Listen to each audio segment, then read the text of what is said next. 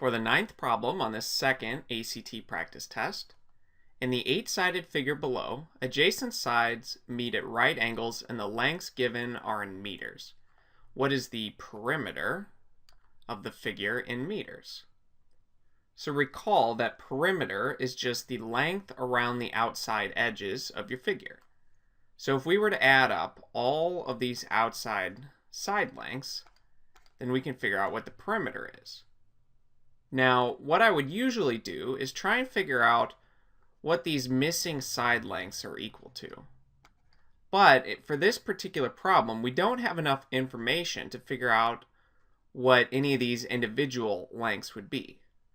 But what we can notice is that this full length of this side is 20. So that means that this side plus this side plus this side would have to be this length as well. So these three sides added together would be equal to 20.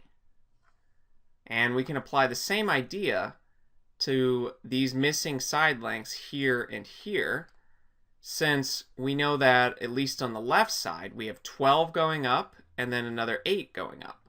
And 12 plus 8 is 20. So there's a total length of 20 on the left side going up. So that must be true on the right side as well.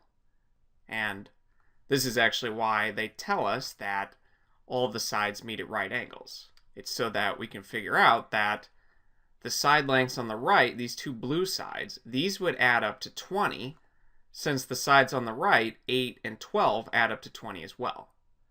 So what we have is essentially a length of 20 on the left, a length of 20 on the top, a length of 20 on the right, and a length of 20 on the bottom. And adding all of those together, 20 plus 20 plus 20 plus 20, we get letter B, 80, for our final answer. Now, that is one approach. Another approach you can take is to essentially take all of these indents, this here and this here, and in a sense, sort of flip them outward. So what I mean by that is you can imagine these lengths here just being shifted over. So this 8 would instead be shifted here, and whatever this length is here would be shifted up here. And we do the same thing for this cutout of a rectangle.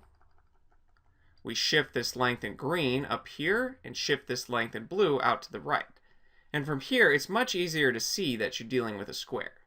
Since this is 20, that you know, since this is 8, and this is 20, and everything's at a right angle. So from this, knowing that each of these sides are 20, that means that these would have to be 20 as well, and again, you get 80 for your final answer.